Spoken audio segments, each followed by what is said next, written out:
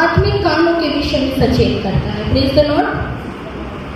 हमने गीत को गाया शुरुआत में, अल शदाई आराधना, एलोहीम आराधना, अदोनाई आराधना, यशुआ, है ना। ये बहुत सुंदर शब्द है। अल शदाई यानी कि गॉड ऑलमाइटी, सर्वशक्तिमान परमेश्वर। हमने कहा सर्वशक्तिमान परमेश्वर आपकी आराधना हो। Praise the Lord. फिर हमने कहा एलोहीम। एलोहीम का अर्थ होता है the God of Israel, Israel का परमेश्वर। और वचन कहता है कि जो अब्राहम का परमेश्वर है, जो याकूब का परमेश्वर है, जो इसहाक का परमेश्वर है, वो आपका और मेरा परमेश्वर है। Praise the Lord. When we say this, तो जो जो आशीष है उनके ऊपर रिलीज थी वो आपके लिए भी है। आमीन। हमने गाया अदोनाई। अदोनाई का अर्थ होता है द गॉड, है ना। और यशुआ, क्या आप जानते हो कि Jesus is the translated word English में, लेकिन यशुआ जो वर्ड है वो हमारे प्रभु का वास्तविक नाम है। यशुआ जो हिब्रू भाषा में उन्हें यशुआ के नाम से जाना जाता था। और यशुआ का जो मीनिंग है दैट इज रियली वंडरफुल। उसका अर्थ है उद्धार, सल्वेशन, डिलीवरेंस, यानी कि उद्धार करने वाला, छुड़ाने वाला, बचाने वाला। हमने उन सारे नामों को पुकारा है और मैं ये विश्वास रखती हूँ कि जब हमें नामों को लेते हैं तो हमारे जीवन में उद्धार ऑलरेडी है। Praise the Lord. क्या हम इस विश्वास के साथ आए हैं? मुस्कुरा का धन्यवाद करेंगे या हम जो कुछ भी सुनेंगे वो हमारे जीवन में कुछ ना कुछ बदलाव यकीनन आएगा। इस विश्वास के साथ हम यहाँ बैठे। ये विश्वास मैंने अपने लिए किया। पिछली बार जब हमने वचन में से सीखा तो हमने सीखा कि क्षमा को करना परमेश्वर का गुण है। मनुष्य के स्वभाव में क्षमा करना नहीं है, परंतु परमेश्वर ही है जो क्षमा करता है। और यदि मनुष्य क्षमा कर पा रहा है तो उसके भीतर में परमेश्वर ने अपने स्वभाव को दे दिया है। Praise the Lord. धन्य है वे लोग जो क्षमा कर पाते हैं क्योंकि वो प्रभु की ओर से है। Praise the Lord. यहोवा सच में भला है और उसकी करुणा सदा की है। वो आपसे अद्भुत प्रेम करता है। वो आपसे इतना अधिक प्रेम करता है कि उसने अपने इकलौते पुत्र को इस पूरे संसार के लिए दिया। किसी इजरायली के लिए नहीं, किसी यूनानी के लिए नहीं, किसी जाति विशेष के लिए नहीं, परंतु उसने अपने पुत्र को हर एक जो उस पर ईमान लाए उसके लिए दिया ताकि कोई भी नाश न हो। वो चाहता है कि हर एक प्रभु पर विश्वास लाए, हर एक यीशु पर ईमान लाए ताकि वो नाश न हो परंतु अनंत जीवन पाए। कितना सिंपल परमेश्वर ने कर दिया, राइट, है ना। जब हम प्रभु में नहीं थे तो हम कितनी ही बातों को करते थे कि हमें किस तरह से परमेश्वर मिले या किस तरह से मुक्ति को हम पाए या हम कैसे उद्धार को पाएंगे, और कितने ही कठिन से कठिन कामों को किया है। लेकिन जब यीशु को जाना तो सिर्फ ये सीख लिया कि यदि मैं उसके नाम को अपने मुंह से ले लूँगी और अपने मुख से अंगीकार कर लूँगी कि वो मेरा उद्धार करता है तो मेरे पापों का पश्चाताप हो जाएगा। Praise the Lord. How wonderful our God is, है ना। हमारा परमेश्वर, हमारा जीवित खुदावन सच में अत्यंत महान है। हम जब मसीह जीवन जीते हैं तो उस श्रृंखला में, है ना, हम परमेश्वर से प्रेम को करते हैं। परमेश्वर ने आपसे प्रेम किया सबसे पहले, राइट। पहले परमेश्वर ने आपसे प्रेम किया, फिर हमने भी परमेश्वर से प्रेम किया। क्या आप आज ये कह सकते हो कि आप परमेश्वर से प्रेम करते हैं? यस, हम कह सकते हैं कि हम भी परमेश्वर से प्रेम करते हैं, है ना। जब दो लोग एक दूसरे से प्रेम करते हैं, वो चाहे माता पिता का अपने बच्चों के प्रति हो, पति पत्नी का हो, भाई बहन का हो, या संसार में किसी भी दो लोगों के बीच में जब प्रेम होता है तो वो एक दूसरे के विषय में जानने की कोशिश करते हैं। वो ये जानना चाहते हैं क्योंकि मैंने इससे प्रेम किया है तो मैं ये जानूं कि इसको या जिससे मैंने प्रेम रखा है उसे कौन सी बातें आनंदित करती हैं। Praise the Lord. और ऐसी कौन सी बातें हैं जो उसे दुख पहुंचाती हैं। ये हमारा मनुष्य का स्वभाव है। सच में हम ऐसा करते हैं। हम सोच के देखिए, हमारे माता पिता हमारे लिए कितने उपाय करते हैं, क्योंकि वो हमसे प्रेम करते हैं और इसीलिए वो तरह तरह की बातें हमारे लिए करते हैं। पति पत्नी, माता पिता अपने बच्चों के लिए, भाई बहन, है ना, बहुत सारे उपायों को करते हैं, क्योंकि वो एक दूसरे से प्रेम करते हैं। और जब प्रेम करते हैं तो हम ये याद रखने की कोशिश करते हैं कि ऐसी कौन सी बातों से मुझे अपने आप को बचाना है, ताकि जिससे मैंने प्रेम रखा है उसका हृदय दुखित ना हो। Praise the Lord. हम आज इस बात को सीखेंगे, हम परमेश्वर के वचन में से सीखेंगे। तो मेरे साथ अब सब निकालेंगे यहोशू की पुस्तक। इसको निकाल के रखिए, मैं आपको बीच बीच में फिर बताते जाऊंगी। जब परमेश्वर के दास मूसा नहीं रहे, है ना, तो परमेश्वर ने किसका चुनाव किया? परमेश्वर ने यहोशू का चुनाव किया। और यहोशू को चुना ताकि वो इज़राइलियों को किस जगह में पहुंचाए? वाचा के देश में, हाँ, कनान देश में पहुंचाए। और परमेश्वर ने न केवल यहोशू को चुना, लेकिन जिस तरह से उन्होंने मूसा को इंस्ट्रक्शन दिए थे, उसी तरह से उन्होंने यहोशू को इंस्ट्रक्शन दिए। हमने गीत गाया, जैसे मैं मूसा के साथ साथ था वैसे ही तेरे भी साथ रहूंगा। ये यहोशू के लिए प्रॉमिसेस थे। उन्होंने न केवल यहोशू को प्रॉमिसेस दिए, इंस्ट्रक्शंस दिए, बट ऑल्सो उन्होंने उन्हें प्रॉमिसेस किए कि यदि तू मेरे वचन से न दाएं न बाएं मुड़ेगा तो मैं सदा तेरे साथ रहूंगा। जिस तरह मैं मूसा के साथ था, मैं तेरे भी साथ रहूंगा। मैं तेरी महिमा को करवाऊंगा, तेरी प्रशंसा को मैं करूंगा। और ऐसे अद्भुत काम को परमेश्वर ने यहोशू के साथ किया। जिस तरह जब मूसा ने लाल सागर के पास जब अपनी छड़ी को सागर की ओर चला दिखाया, तो परमेश्वर ने उस जल को दो भाग किया। ठीक उसी तरह से ये अद्भुत काम था। ठीक है, किसी मनुष्य में सामर्थ्य नहीं है कि जल को दो भाग में कर दे। परमेश्वर की सामर्थ्य के द्वारा से वो जल दो भाग हुआ। वही अद्भुत काम प्रभु ने यहोशू के साथ किया। क्या आप जानते हो कि जब वो यरदन नदी को पार करने के लिए इज़राइलियों को लेकर आगे बढ़ रहा था, तो ऐसे लिखा है कि जो यरदन नदी थी वो अपने तट से ऊपर बहती थी। उसका जो बहाव था वो बहुत तेज था, उसमें से निकलना आसान नहीं था। परंतु परमेश्वर ने यहोशू के द्वारा से भी अद्भुत काम किया। उन्होंने वाचा के संदूक को जो याजक लेकर चलते थे, उनके साथ में उनको इंस्ट्रक्ट किया कि तुम्हें देखा हो कि एक जल के बीच में खड़े हो जाएं। और जब वाचा का संदूक नदी के जैसे ही वो याजकों ने पैर रखा, तो जो जितना भी जल था वो दोनों साइड वो थम गया दीवार के समान, और सारे इज़राइली जो थे वो सूखी भूमि से पार हुए। Praise the Lord. हमने इस बात को पढ़ा है, राइट। इसके बाद जब ये चलते चलते यरीहो की तरफ आते हैं। ठीक है, तो जब ये यरीहो की तरफ आते हैं, तो यरीहो जो नगर था ये एक लगभग 8 एकड़ में फैला हुआ एक बहुत ही बड़ा किलाबंद नगर था। इसकी जो दीवारें थी वो लगभग 30 फीट ऊंची थी। आप इमेजिन करके देख लो। और उसकी जो चौड़ाई थी वो लगभग 20 फुट चौड़ाई थी दीवार की। अब आप इमेजिन करके देखो कि कितना मजबूत वो नगर होगा। यरीहो के विषय में ऐसा कहा जाता है कि वो एक ऐसी जगह थी जिसको जीता जाना पॉसिबल नहीं था, जिसको जीत नहीं सकते थे। अभेद, जिसको भेदा नहीं जा सकता। यदि कोई शत्रु चाहे तो वहां पे घुस नहीं सकता था। अब जब यहोशू के द्वारा से परमेश्वर ने यरदन नदी के जल को दो भाग किया, तो ये बात पहुंचते पहुंचते कहाँ पहुंची? यरीहो नगर के लोगों तक पहुंची, वहां के राजा तक पहुंची। और उनके मन को परमेश्वर ने क्या कर दिया? कच्चा कर दिया। डर गए वो, और इसी डर के कारण से उन्होंने क्या किया? यरीहो में जो आने जाने का रास्ता था, जो दरवाजे थे, वो सारे बंद कर दिए गए। अब उसमें से ना कोई भीतर आ सकता था, ना कोई बाहर जा सकता था। I call it the first lockdown. Yes, है ना, पूरा बंद हो गया। और अब क्योंकि उसकी चौड़ाई इतनी ज्यादा थी, आप सोच के देखो 20 फुट चौड़ा कितना होता होगा।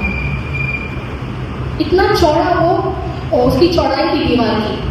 अब परमेश्वर ने यहोशू के द्वारा से एक उपाय को किया और उन्हें कहा कि तू अपने लोगों को, जो अपने याजक हैं, जो वाचा का संदूक है और जो मेढ़ों के जो सींग हैं, उनको ले करके तू 6 दिन तो क्या करना, इस नगर के 6 चक्कर लगाना। प्रतिदिन 1 चक्कर लगा के लौट आना और कुछ आवाज मत करना। इस तरह से उन्होंने किया। 7वें दिन का इंस्ट्रक्शन ये था कि तू यरीहो की दीवार के या उस शहर बना के 7 चक्कर लगाना और क्या करना, मेढ़ों के जो सींग हैं, जो नरसिंह है जिनको बोलते हैं, उनकी तू ध्वनि करना और जब ये ध्वनि होगी तो क्या करना, जय जयकार के नारे लगाना। कितना सिंपल इंस्ट्रक्शन है ना। बट मैं सोचती हूँ 8 एकड़ में 7 बार घूमना इज नॉट इजी, ठीक है, लेकिन उन्होंने इसको किया। और जब ऐसा किया 6 दिन तक उन्होंने 6 चक्कर लगाए और 7वें दिन जब 7 चक्कर पूरे किए और 6 जयकार के नारों को लगाया तो वो 30 फुट ऊंची और 20 फुट चौड़ी जो शहर बना थी वो अपनी नींव से उखड़ गई। Praise the Lord, hallelujah. वो अपनी नींव से उखड़ गई। यहोशू को या उसकी सेना को अपने हथियारों का इस्तेमाल नहीं करना पड़ा। Praise the Lord. वो जो दीवार थी जिसके कारण से यरीहो शहर जो भीतर बसा था, बचा हुआ था, इस्राएलियों ने उस पर चढ़ाई की और उस नगर को जीत लिया। वो एक पावरफुल प्लेस था। अब जब ये जीत गए, इसके बाद ये आगे बढ़ते हैं और सामने आता है एक और दूसरा नगर। उस नगर का नाम होता है ए नगर। उस नगर का नाम होता है ए नगर। आप इसको पढ़िएगा, यहोशू से बहुत ही सुंदर तरीके से लिखा हुआ है। तो जब वो ए नगर में यहोशू अपने भेदियों को भेजता है तो ये जो नगर होता है ना, ये यरीहो से कंपैरिजन में बहुत वीक जगह होती है। वहाँ पे इतने पावरफुल लोग नहीं होते और वो ये सोचता है कि जो भेदी है, जो भेद लेकर आते हैं, वो उसको कहते हैं कि यहाँ पे ज़्यादा लोगों को भेजने की कोई जरूरत नहीं, 2-3 हज़ार लोगों को भी भेजोगे तो हम उस नगर को जीत सकते हैं। Praise the Lord. यहोशू की बात को सुनता है और लीडर एज ए लीडर उनकी बात को मान के वो 2-3 हज़ार लोगों की टुकड़ी वहाँ भेजता है। आपको पता है वहाँ क्या हुआ? वहाँ से वो जो ए नगर के लोग थे जिनको इन्होंने कम आका था, वो इनमें से 36 लोगों को मार देते हैं। 36 people were killed इजराइली से, जो बड़े बलशाली थे, ठीक है। और जो बचे हुए लोग थे उनको मार मार के भगा देते लोग। और जब ये यहोशू के पास ये लोग लौट आते हैं भाग करके, तो यहोशू मुंह के पर गिरता है और परमेश्वर से पूछता है कि तू क्या हमें यहाँ मारने के लिए लाया? क्योंकि इजराइली आज पीठ दिखा कर आए हैं और पीठ दिखा कर आना इसका अर्थ है कमजोरी को दिखा देना। जब आज मेरे लोगों ने कमजोरी दिखा दी तो जिस नगर को हमने जीता है आज वो हमारे ऊपर फिर चढ़ाई कर सकते हैं। तो ये क्या बात है? तो परमेश्वर का वचन हमसे कहता है कि तेरे लोगों ने मेरे साथ वफादारी नहीं की है। आइए हम उसमें से पढ़ेंगे।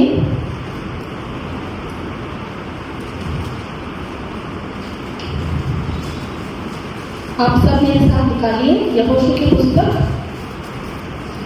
उसका 7वां अध्याय।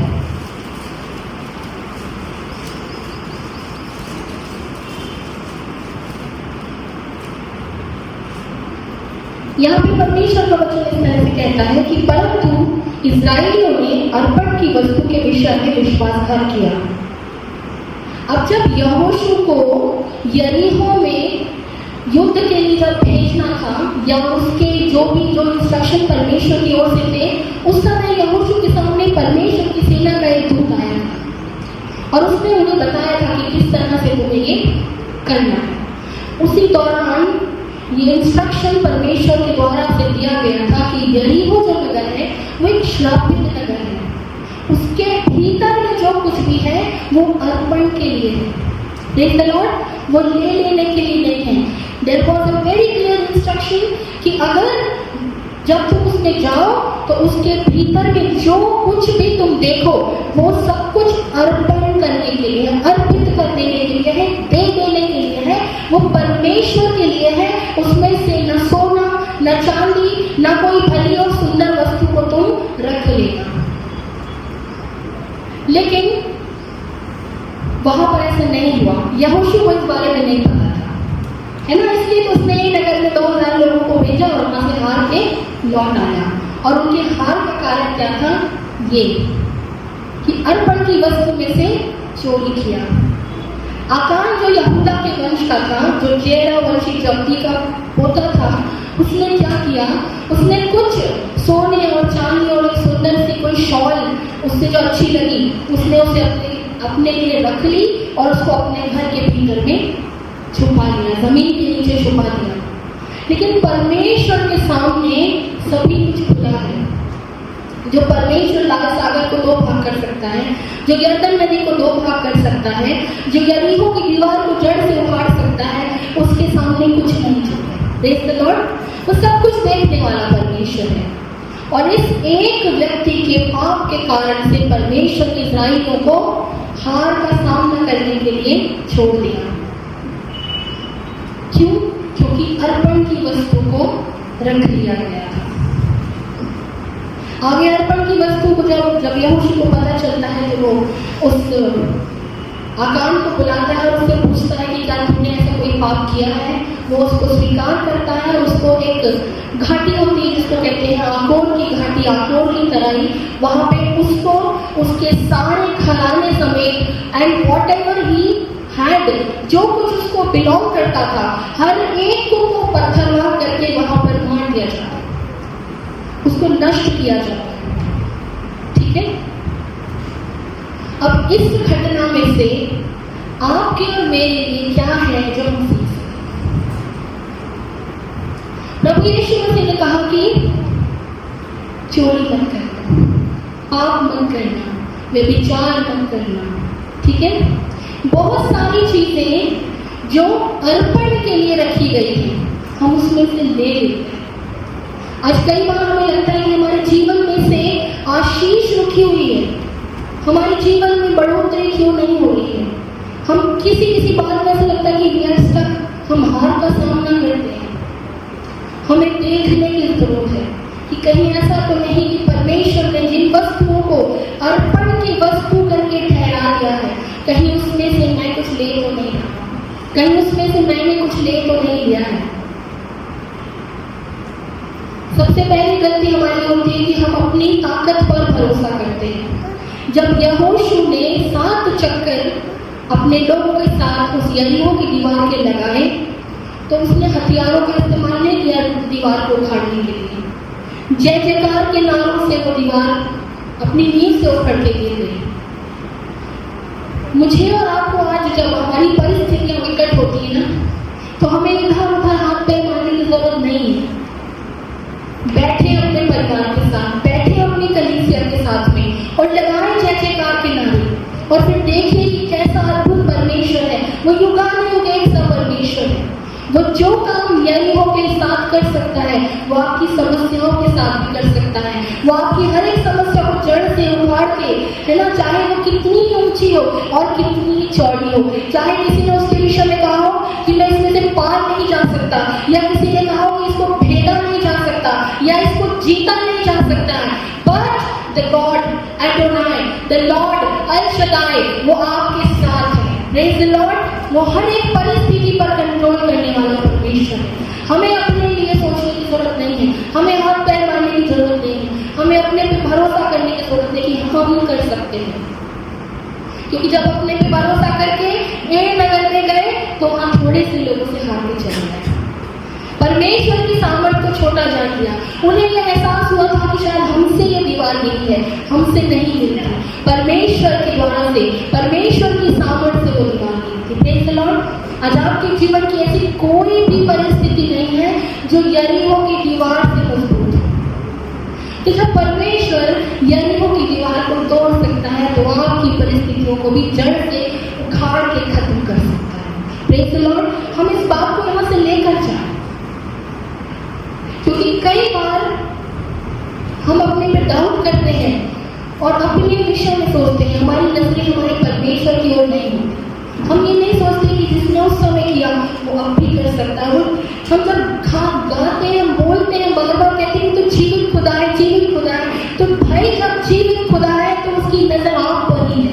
Praise the Lord. वो आप ही की ओर देख रहा है, उसकी नजर में इकलौते आप ही हो, मैं हूँ, हम सब हैं। जितने लोग उसके ऊपर ईमान लाते हैं वो हर एक को अपनी नजर से देखता रहता है, लगातार आंखों की पुतली के समान वो आपकी सुरक्षा करना चाहता है।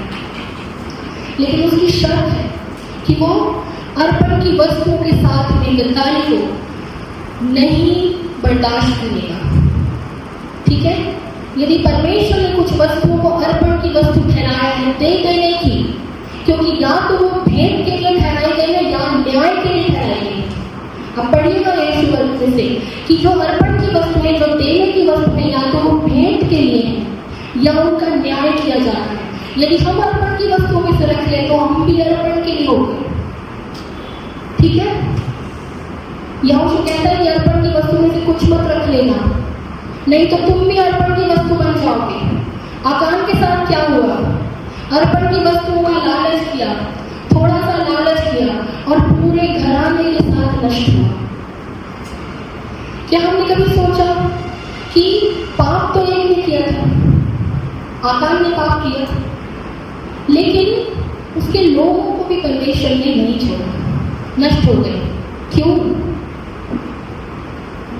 क्योंकि मैं ऐसा विश्वास रखती हूँ कि जब वो चोरी की वस्तुओं को घर लाया होगा तो उसने अपने लोगों को दिखाया होगा, किसी न किसी को बताया होगा।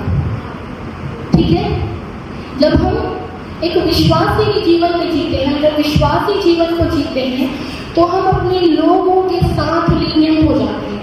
हम बाहर के लोगों को सिखाना चाहते हैं, लेकिन अपने घर के लोगों के बहुत सारी चीजों को हम नजरअंदाज करते हैं। आप इस बात को आज यहाँ से सीख कर जाए कि यदि आपकी नजर में ऐसी कोई बात आती है जो आपको लगता है कि परमेश्वर की नजर में भली नहीं है, मत हिचकिचाइए, कहिए मत कर भाई, तू करेगा तेरे साथ साथ पूरा घराना भी नष्ट हो सकता। ठीक है, आज हमारे मसीही भाई बहन कितने सारे अनेक बातों में फंसे हुए हैं। हम बाहर में हम्बल होना चाहते हैं, हम घर के भीतर में बहुत अलग है। मैं बहुत कठोर शब्दों में कह रही हूँ, ये सबके लिए अप्लाई होता है, मेरे लिए भी अप्लाई होता है, हम सबके लिए होता है। यदि हम चाहते हैं कि इस कलीसिया के भीतर में ग्रोथ आए, यदि हम चाहते हैं कि इस कलीसिया के भीतर में पवित्र आत्मा की अग्नि हो, तो हमें सीखने की जरूरत है ना। यहाँ से सिर्फ भली भली बातों को सुन के हम अपने घर जाएंगे, हमारे जीवन में कोई बदलाव नहीं होगा, हम भ्रम में जीवित रहेंगे और भ्रम में नष्ट हो जाएंगे। हमको जरूरत है कि हम अपने भीतर में चेक करें कि क्या मैंने कोई अर्पण की बात को छिपा के तो नहीं रखा, क्या मेरे परिवार में से तो कोई ऐसा नहीं है जो कुछ ऐसी बातों में लिप्त है जो कि सच में अर्पण की जानी, क्योंकि आपके जीवित परमेश्वर ने क्रूस के ऊपर से हर एक अर्पण की वस्तु को ठोक दिया है। अब आप उसको ले नहीं सकते हो। आज कितने ही लोग हैं जो ऐसे उनको लगता है कि ये क्या पाप है। मैं आपको छोटा सा एग्जाम्पल देती हूँ, कुड़कुड़ाना। Praise the Lord, praise the Lord. जब मूसा कुड़कुड़ाया, पहले तो इजराइली उसके ऊपर कुड़कुड़ाए, ठीक है। अब जब इतने लोगों को लेके वो लीडर चला जा रहा है, ठीक है, और लोग उसको लगातार ही कह रहे थे, कुछ ना कुछ कह रहे थे, उसको चैन से रहने नहीं दे रहे थे। और उसके बाद जब वो पानी के लिए जब प्यासे हुए और उन्होंने उसके ऊपर चिल्लाना शुरू किया और परमेश्वर ने को उपाय को किया कि सामने चट्टान है, इस पे तू अपनी लकड़ी को दिखा और मैं तुझे जल दूंगा। लेकिन क्रोध में आके कुड़कुड़ाने की बातों को सुन करके उसने क्या किया, उस चट्टान पे मारा। आपको पता है वो कभी उस देश में नहीं जा पाया जहाँ जो वाचा का देश परमेश्वर ने रखा। जब अपने सबसे प्रिय दास के लिए इतना स्ट्रिक्ट हो सकता है तो आप और मैं तो क्या ही करते हैं। हमें वाकई में अपने जीवन के अंदर में झांकने की जरूरत है। शांति से बैठ के सोचें कि सुबह से लेकर के रात होने तक मैंने कौन कौन से ऐसे काम किए हैं जिनमें से कुछ तो अच्छे थे, कुछ तो किसी भी काम के नहीं थे, व्यर्थ थे, और कुछ रियल में बुरे थे। मैंने कितनी बातों से लोगों को आहत कर दिया, कई बार हम कुछ कहते नहीं हैं, ठीक है, हमें लगता है वी आर सो जेनरस, कुछ कहते नहीं है लेकिन अपने जेस्चर से ही सामने वाले को घात कर देते हैं। सिर्फ जेस्चर ही काफी है। मूसा का क्या था? जेस्चर था, बोला कुछ नहीं था, एक जेस्चर से उसने पानी निकालने की कोशिश की थी चट्टान से। हमारा जेस्चर, हमारा उठना बैठना, हमें ऐसा लगता है कि हम मसीह हो गए तो हमें वाकई में स्वर्ग राज्य, परमेश्वर का वादा है आपके साथ कि स्वर्ग का राज्य आपके लिए है। लेकिन जो यात्रा में आप अपने जी रहे हैं, उस यात्रा में हमें कितना सतर्क रहने की जरूरत है। कहीं कोई अर्पण की वस्तु तो मैंने अपने भीतर में छुपा के नहीं रखी, क्योंकि यदि अर्पण की वस्तु मेरे पास है तो मैं घात होने के लिए अपनी तैयारी कर रहा हूँ,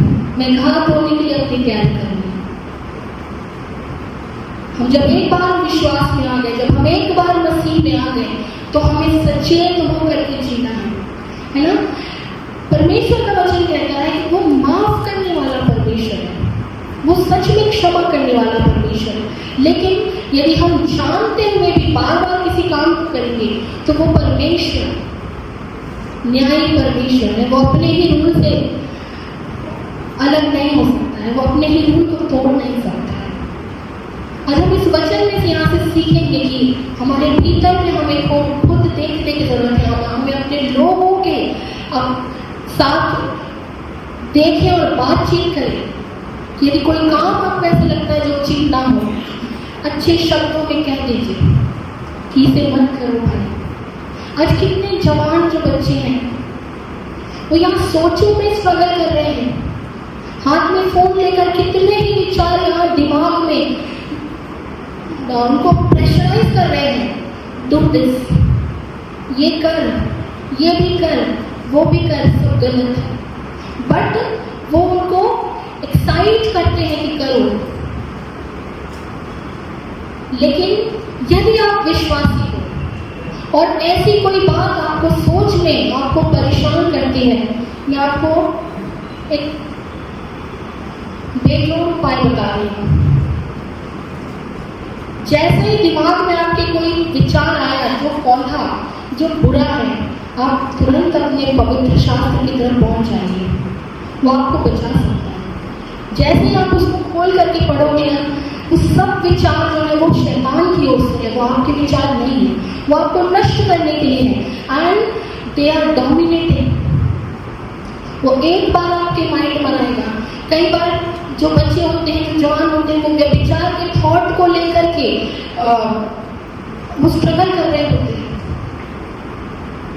नहीं करना चाहते, लेकिन उनके दिमाग में एक बार, दो बार, तीन बार, और फिर हाथों में फोन होने के कारण से यानी वो वीक। मैं आज आपको यहाँ से प्रेरित करना चाहती हूँ, आपको एनकरेज करना चाहती हूँ कि यदि इस तरह की बातों से यदि आप जूझ रहे हो, तो पहली बात तो ये अर्पण हो चुकी बात है, ठीक है। प्रभु यीशु मसीह ने इसको आपके लिए खारिज किया है, प्रेज द लॉर्ड। और दूसरा, यदि आप इससे जूझते हो तो आप तुरंत अपने पवित्र शास्त्र की तरफ पहुंच जाओ, वो आपको बचा सकता है। आज कितने ही मसीही जवान बच्चे हैं, जवान लोग हैं, बुजुर्ग हैं, जो अलग अलग तरह के व्यसन में ग्रसित हैं, ठीक है। परमेश्वर का वचन कहता है कि जो नशा करने वाला है परमेश्वर की राज्य में नहीं पहुंच सकता। आज कितने बच्चे ऐसे हैं, कितने लोग ऐसे हैं जो तरह तरह के नशों के आदी हैं और दे डू नॉट रियलाइज कि वो मसीह में मोल लिए गए हैं, वो खरीदे गए हैं, वो इस गंभीरता को नहीं समझ पाते और हेल्पलेस हो जाते हैं, क्योंकि किसी चीज ने, किसी बंधन ने उनको जकड़ा हुआ। उस बंधन को तोड़ने का पावर प्रभु यीशु मसीह आपको दे चुके हैं। परमेश्वर का वचन कहता है कि मैंने तुम्हें सांपों को और बिच्छुओं को रौंदने की सामर्थ से भरा है। आपके पास वो सामर्थ है, आप उसको रिब्यूक कीजिए। आपको जब कोई लत आपको उग्र करेगी, नहीं अब तुम्हें ये करना है, आप उस समय परमेश्वर के वचन में से हर एक उस आदत को रिब्यूक कीजिए कि मैं परमेश्वर के नाम से मोल लिया गया हूँ, मैं ये नहीं कर सकता। मैं ये नहीं करूँगा, क्योंकि परमेश्वर के लहू से मैं खरीदा हुआ, मैं मोल लिया गया। हमने आज इफिसियों के वचन में से पढ़ना चाहती हूँ, हम सब निकाले, आप निकालिए उसका 4था अध्याय और उसका 25।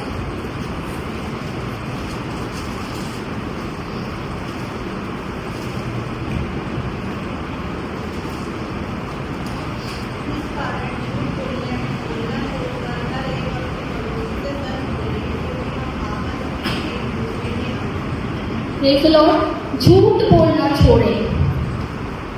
हम बड़ी आसानी से झूठ बोलते हैं, छोटी छोटी बातों में झूठ बोलते हैं और रियलाइज नहीं करते कि झूठ बोल रहे। हमें लगता है कई बार कि ठीक है, 2 रुपये कोई नॉक होता है तो फिर हम झूठ बोल देते हैं, है ना। तो परमेश्वर का जो कहता है कि झूठ बोलना छोड़ना है, क्योंकि वो अर्पण की वस्तु। झूठ आपके और मेरे लिए नहीं है, ठीक है। हम परमेश्वर के वचन से खरीदे गए हैं, वचन से मोल लिए गए हैं और लहू में खरीदे गए हैं। झूठ मेरे लिए और आपके लिए नहीं है। क्रोध तो करो पर पाप मत करो। क्रोध करने के लिए परमेश्वर ने मना किया है। क्रोध परमेश्वर का वचन जब मत्ती में हम पढ़ेंगे तो वहाँ पे से लिखा है कि तुमने सुना है कि हत्या मत करो, पर यदि तुम क्रोध करते हो तो तुम हत्यारे ही हो, है ना। कितना कठोर है परमेश्वर का वचन, लेकिन वो इसीलिए कहा है कि परमेश्वर का वचन गोधारी तलवार के समान है, वो आपको आंख बाहर काटता है, ठीक है। चोरी करने वाला फिर चोरी ना करे, क्योंकि जो चोरी करता है वो लगभग मूर्ति पूजक के समान है। कोई गंदी बात तुम्हारे मुंह से ना निकले। ये सारी बातें अर्पण के लिए है, ये आपके और मेरे लिए नहीं है, ये रखने के लिए नहीं है, ये इस्तेमाल के लिए नहीं है, ओके। हमारे मुखों से हम कितनी ही बार अपने ही लोगों को कर्ज कर देते हैं, अपने ही लोगों को सिंपल आप बोलते हैं मूर्ख। हाँ, कई बार हम अपने प्रिय लोगों को कहते हैं मूर्ख कहीं की, खास करके ये पति पत्नी बहुत करते हैं।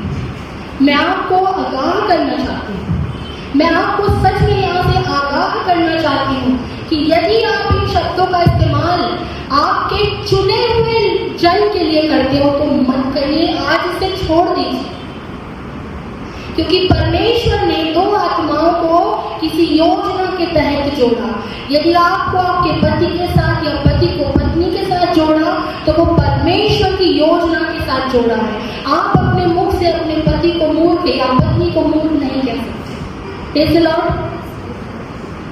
कोई गंदी बात तुम्हारे मुख से ना निकले, लेकिन हमारे जीवन से प्रभु यीशु मसीह का रिफ्लेक्शन निकलना चाहिए, है ना।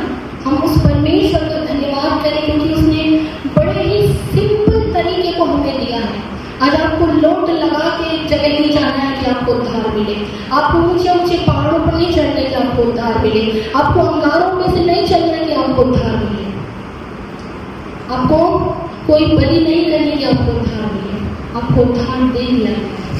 प्रभु यीशु मसीह ने अपने पवित्र लहू से आपको खरीदा है। जो सारा आपका पाप था उसका दाम उसने क्रूस पर चुका है। Praise the Lord. और आज आप और मैं हम सब फ्री हैं। हमारे पास राइट नहीं है कि हम किसी भी अर्पण की वस्तु को रखें, क्योंकि अर्पण की वस्तु को रखना हमारे लिए कर्ज को लाएगा। परमेश्वर ने हमें आशीषित ठहराया है, उसने आपको आशीषित किया हुआ है, आपको ब्लेस्ड किया है और उसने कहा है कि जाओ फलो फूलो और पृथ्वी भर में भर जाओ।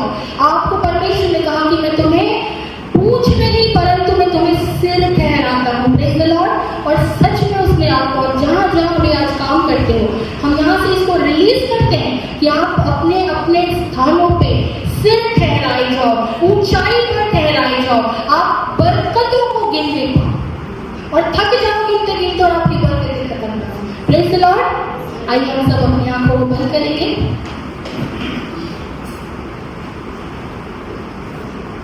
धन्यवाद सामर्थ्य पिता परमेश्वर जी, प्यारे प्रभु जी, हम विश्वास रखते हैं पिता कि आज आपने जो बातें हमसे कही हैं पिता परमेश्वर, हम उन बातों को समझे पिता परमेश्वर, हम आकान की तरह न बने पिता परमेश्वर जी, परंतु तेरे प्रति परमेश्वर जी हम विश्वास योग्य पाए जाए खुदा। हम अपने खुदा जाने की गंभीरता को समझे खुदा परमेश्वर। हम अपनी दौड़ को ठीक ठीक दौड़ने पाए खुदावन परमेश्वर। तो हम में से प्रत्येक को सामर्थ से भर दे खुदावन परमेश्वर। हम निर्बल ही हैं खुदावन परमेश्वर, हम बहुत ही बार गिरते हैं परमेश्वर जी। हमारे हृदय में परमेश्वर जो कुछ उपजता है खुदावन परमेश्वर, उसमें से कुछ भी भला नहीं होता परमेश्वर। यहाँ तक कि हमारे भले काम भी खुदावन तेरे सामने मैंने चित्रों के समान है परमेश्वर जी, परंतु आपकी दया और आपका अनुग्रह हम पर है खुदा। या आपने हमारी ओर अपनी दृष्टि को किया, अपनी ज्योति को हम पर चमकाया है खुदावन परमेश्वर। हमें चुना है खुदा और आशीषित भी ठहराया है खुदावन परमेश्वर जी। प्रभु जी पूरी कलीसिया को खुदावन परमेश्वर और जो आज नहीं भी आप आए खुदावन, हर एक को प्रभु यीशु मसीह आपकी वेदी के पास लाते हैं खुदा, हर एक को नाम बनाम आशीष ठहराते हैं खुदावन परमेश्वर। इनके काम और इनकी कमाई पर परमेश्वर जी ये अद्भुत आशीषों को देखने पाए खुदा, ये तेरी गवाहियों के कारण ठहर जाए खुदावन परमेश्वर। ये तेरे लिए परमेश्वर जी आत्माओं को जीतने वाले बन जाए खुदावन परमेश्वर। ये झुंड परमेश्वर जी जो होरेब के नाम से तूने ठहराया है खुदावन परमेश्वर, ये तेरी महिमा का कारण है खुदा।